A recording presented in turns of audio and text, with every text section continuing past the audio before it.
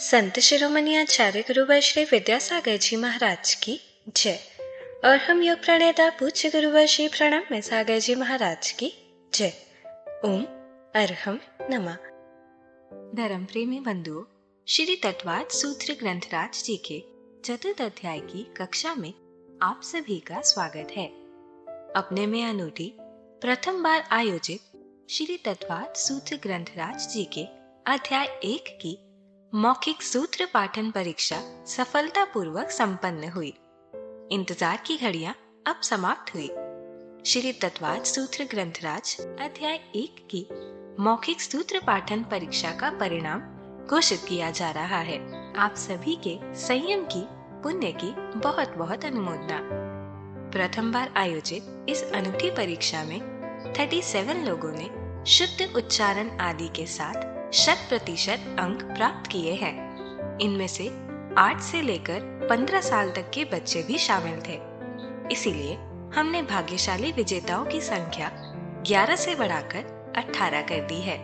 तनिष्क जैन मध्य प्रदेश, काव्या कोठारी महाराष्ट्र, वरुण जैन राजस्थान, आरोही मोदी मध्य प्रदेश, अजीता जैन महाराष्ट्र, आदित्य मोदी छत्तीसगढ़, सचिन अरुण लाल जैन महाराष्ट्र, रूपक हुमेद महाराष्ट्र, श्रद्धा जैन दिल्ली, शाश्वत शदुल मेहता महाराष्ट्र, नीतू जैन दिल्ली।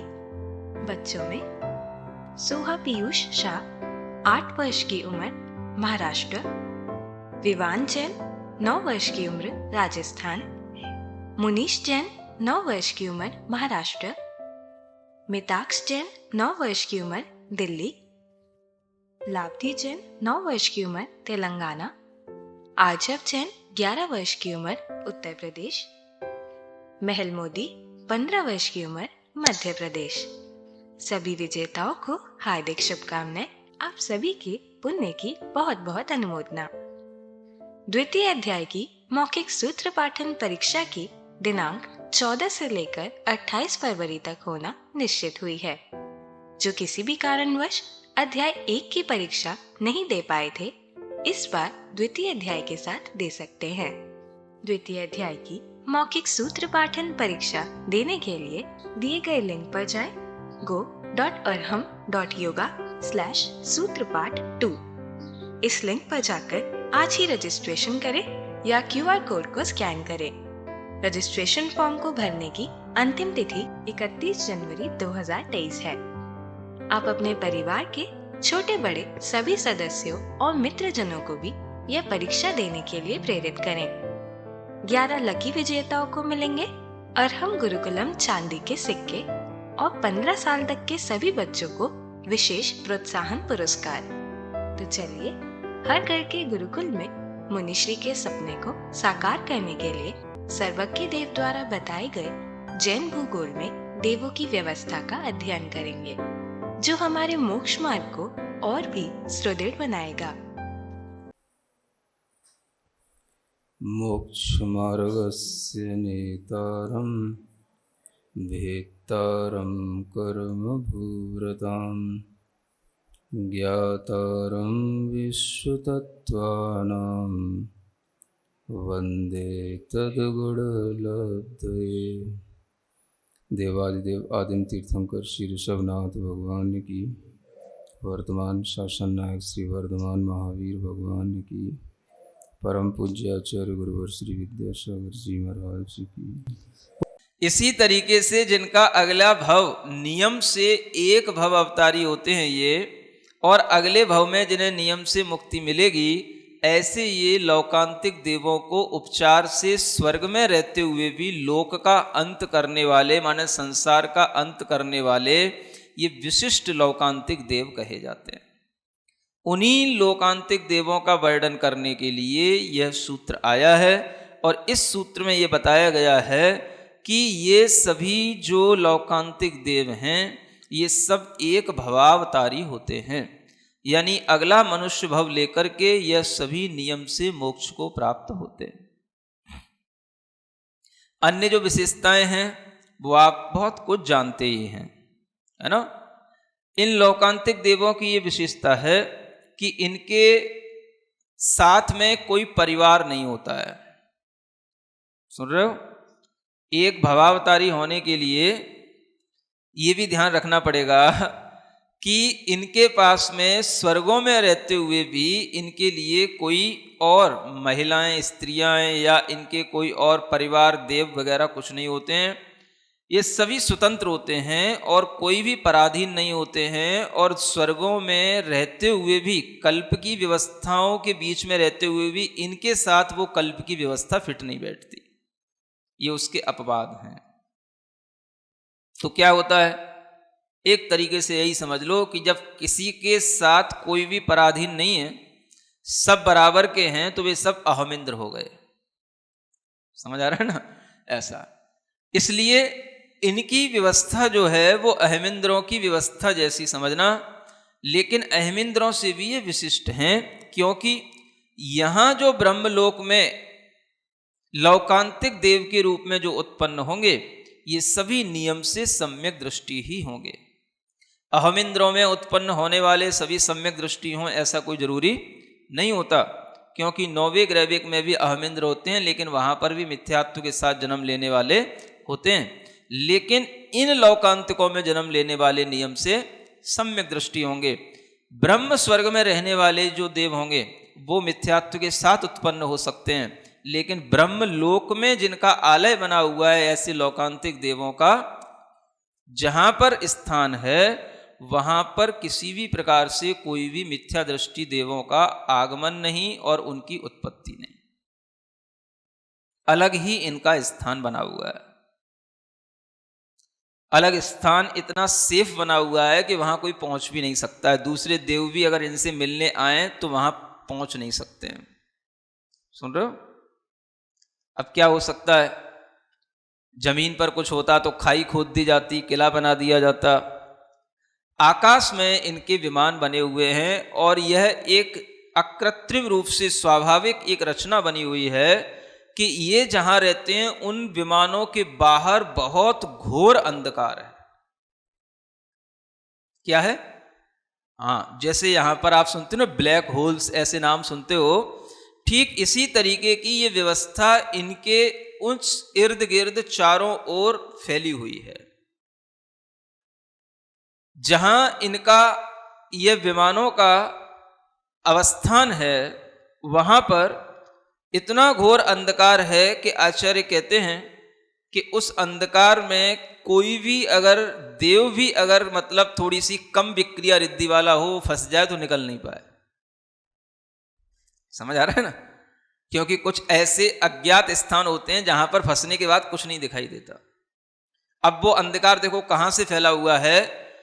तो आपको ये तो बताया है कि द्वीप समुद्रों के ऊपर ही ये सब जो है विमानों की रचनाएं हैं, और सारे विमान कोई संख्यात योजन के हैं, असंख्यात योजन के हैं, तो ये सभी जो है तिर्यक लोक में ऊपर तक भी फैले हुए हैं, माने तिर्यक लोक के ऊपर फैले हुए हैं, है ना? तो एक अरुणवर द्वीप आता है, अरुण द्वीप, है ना, जो नंदीश्वर द्वीप के बाद पड़ता है, माने 9वें नंबर का द्वीप हुआ वो, है ना? उस अरुण द्वीप से एक स्वाभाविक रूप से अंधकार ऊपर की ओर उठता है, पूरे वलयाकार में, है ना? संख्यात योजनों का वह मूल में, मध्य में, अंत में भी जो है बिल्कुल इसी तरीके से वह अंधकार की पूरी एक मतलब कहना चाहिए पिंड के समान वह नीचे से उठ करके, और जहां पर ये ब्रह्मलोक है वहां तक ये अंधकार के रूप में वलयाकार ये स्थिति बनी हुई है। माने वो अंधकार के साथ ही पूरा वलयाकार ऊपर तक गया है। और आचार्यों ने लिखा है कि जहां पर इन देवों के विमान बने हुए हैं उनमें सबसे ऊपर जो अरिष्ट नाम का विमान होता है, उस विमान के नीचे जैसे कि मुर्गी होती है उसके ऊपर की जो कुटी होती है, ऐसे आकार का वह अंधकार वहां पर रूप ले लेता है। कुछ समझ आया? ऐसे समझ लो जैसे शिखर होता है, नीचे से बढ़ता हुआ ऊपर की ओर छोटा हो गया, यूं समझ लो, ठीक है ना? हाँ, इस तरीके का वह अंधकार वहां पर जाकर के सघन हो गया और वह अंधकार वहां पर 8 दिशाओं में फैल गया और वह अंधकार उस क्षेत्र में तिर्यक लोक के अंत तक चला गया और उसी अंधकारों में, उनके ही अंधकार के दिशाओं में भी और उनके अंतरालों में भी ये लौकांतिक देवों के विमान और उनमें रहने वाले लौकांतिक देव होते हैं। बहुत घोर अंधकार, निबिड़ काला बिल्कुल। मतलब कि वह अंधकार अगर यहां से ऊपर तक जा रहा है तो आपको यह भी पता होना चाहिए कि अरुण द्वीप में भी ज्योतिर्लोक है, क्योंकि ज्योतिर्लोक पूरा 2.5 द्वीप में ही नहीं है, पूरे असंख्यात द्वीप समुद्रों तक फैला हुआ है। तो वहां पर जो ज्योतिषी देवों के भी विमान हैं, उनकी जो सूर्य के, चंद्रमा के जो विमान हैं वो भी सैकड़ों की संख्या में होंगे, तो वह भी जो है उस अंधकार को नष्ट नहीं कर सकते। इतनी विशेष क्वालिटी वाला वो अंधकार है। सुन रहे हो? कुछ भीतर घुस रहा है कि नहीं घुस रहा है? हाँ, इसलिए घुसेड़ने की कोशिश कर रहा हूं कि आपके दिमाग में तो अंधकार माने घर का धुआं है। सूर्य का प्रकाश आएगा, अंधकार चला जाएगा। इसलिए मैं विशेषता बता रहा हूं, ये अंधकार अलग क्वालिटी का है। ज्योतिर्लोक के हजारों विमान भी उस अंधकार को दूर नहीं कर पाते हैं। समझ में आ रहा? मतलब कोई कोई अंधकार भी अपने लिए एक विशेष क्वालिटी को लिए हुए रहता है। उसका जो धूमिलपना है, कालापन है, वो अपने आप में विशेष है।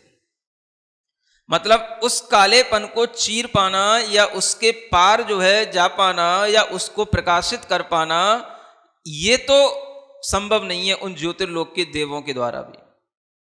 बस वो अंधकार अंधकार के रूप में ही दिखाई देगा। माने वो अंधकार इतना प्रबल है कि वो सूर्य चंद्रमा के प्रकाश को भी दबाने वाला है।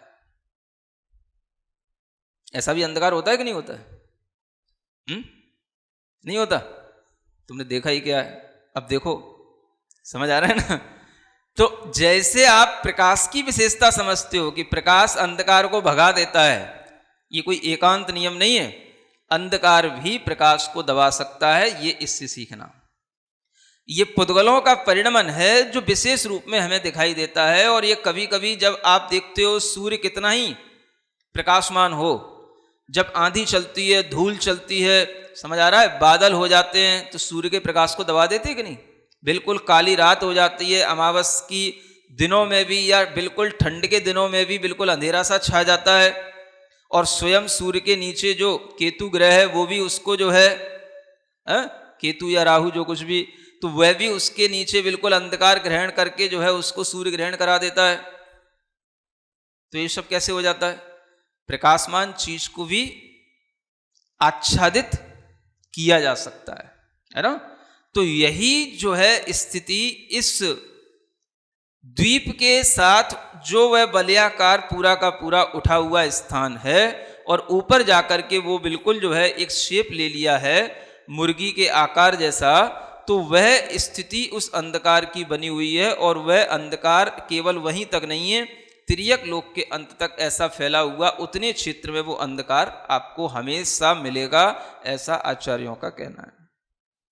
अब इसमें ये जो ब्रह्मलोक में रहने वाले लौकांतिक देव हैं, ये कितने प्रकार के होते हैं, इनके लिए ये आगे का सूत्र बताया जा रहा है। सारस्वतादित्य वन्यरुण गर्दतोय तुषिताव्याबाधारिष्टाश्च। हाँ, क्या कहते हैं?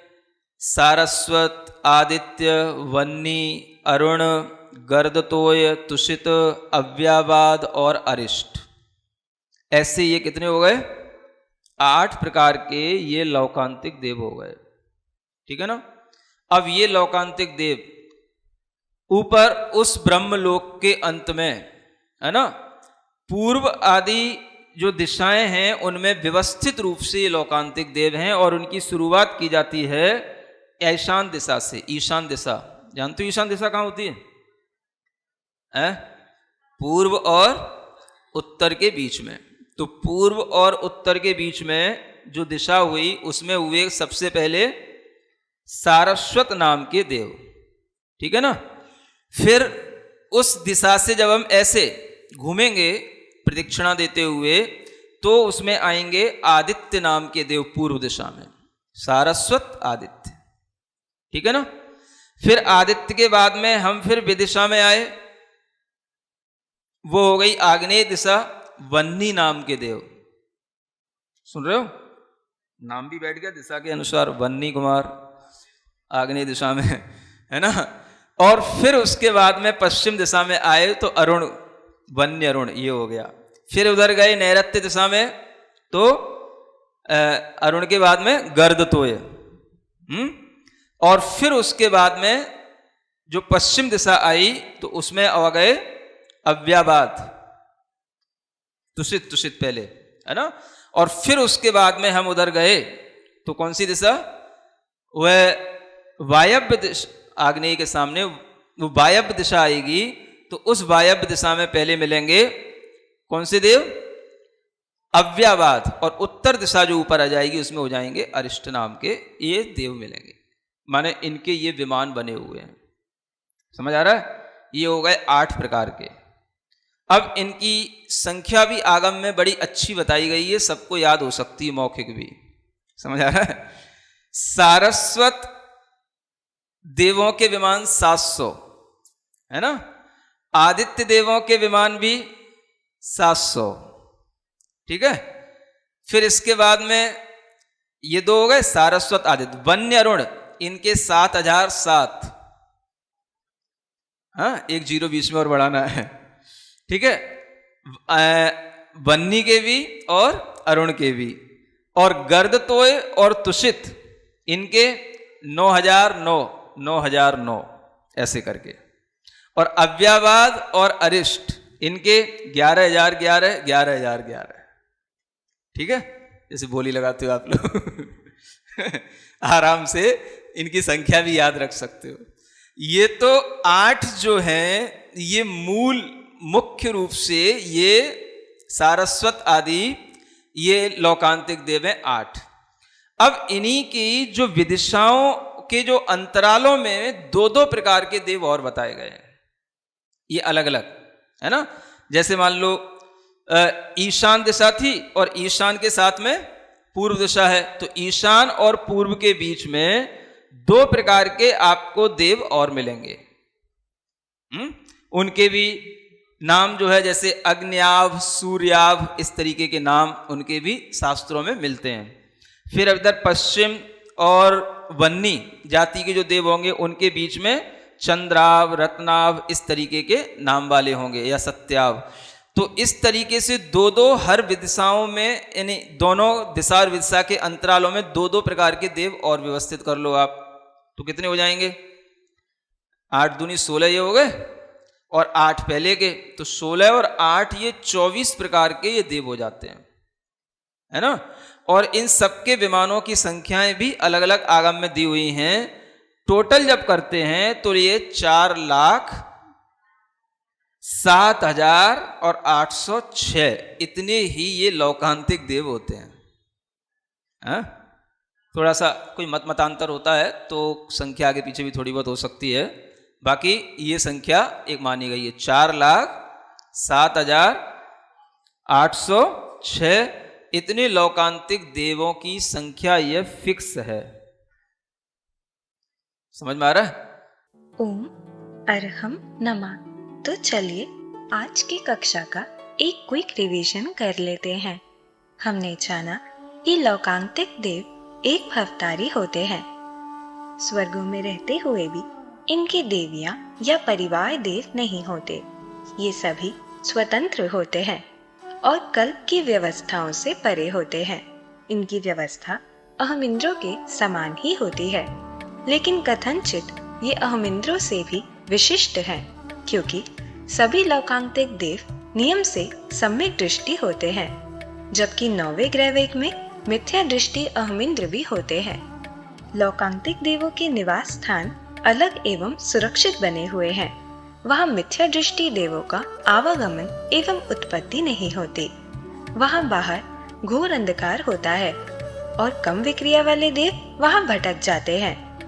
यह अंधेरा नंदीश्वर द्वीप के बाद 9वें द्वीप अरुणवर द्वीप से ऊपर उठता हुआ स्वाभाविक रूप से पूरे वलयाकार में संख्यात योजनों के पिंड के समान ब्रह्मलोक तक जाता है।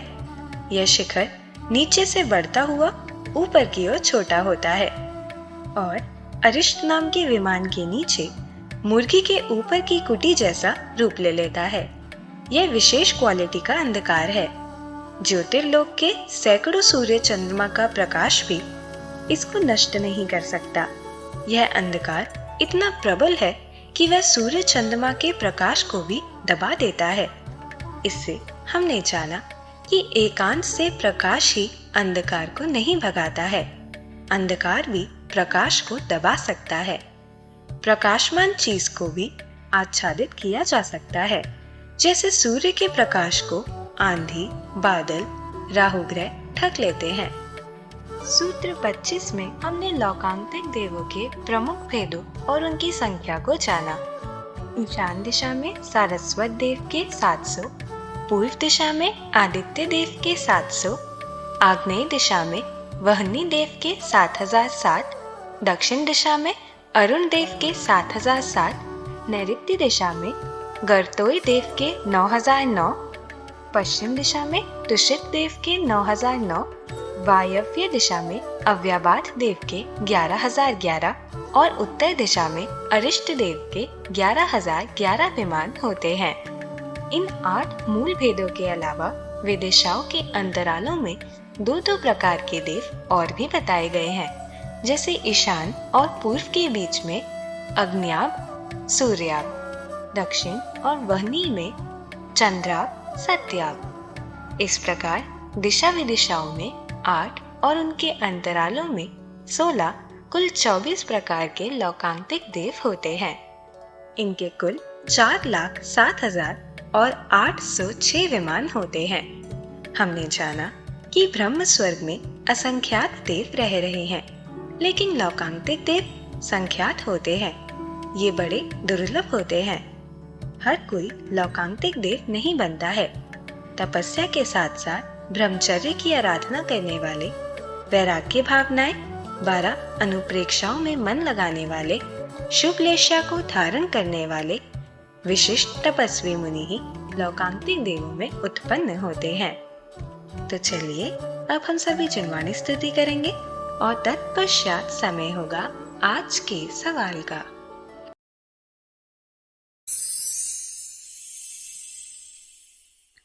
सिरिजिणवाणी जग कल्याणी जग जन मदतम मोहरी जनमण हारी गढ़हर हारी जम जरा भव रोग हरि तिथ्य राणम दिव्य झुणिम जो पड़ई सुणई मय्ये धारई राणम सौख मणंतम धर्य सासद मोक्ष पदम पावई सासद मोक्ष पदम पावई। अब समय है आज के प्रतियोगिता प्रश्न में भाग लेकर आकर्षक पुरस्कार जीतने का। आप अपने फोन को QR कोड स्कैन करने के लिए तैयार रखें या लिंक पर जाएं। आप अपना उत्तर चुनकर हमें कल दोपहर 2 बजे तक भेज सकते हैं। 3 भाग्यशाली विजेताओं को मिलेंगे आकर्षक पुरस्कार। विजेताओं के नाम इसी कार्यक्रम श्रृंखला में हर रविवार को घोषित किए जाएंगे। साथ ही सभी प्रश्नों के सही उत्तर भी बताए जाएंगे। आज का सवाल है, तुषित नाम के लौकांतिक देव किस दिशा में होते हैं? पूर्व, आग्नेय, नैऋत्य, पश्चिम। अध्याय 4 की कक्षा 25 के आज के सवाल का सही उत्तर है शतार सहस्रार। अगर आप किसी कारणवश कोड को स्कैन ना कर पाए हो तो आप क्लास की वेबसाइट पर जाकर उन्हें अटेम्प्ट कर सकते हैं या दिए गए लिंक और QR कोड को स्कैन कर सकते हैं।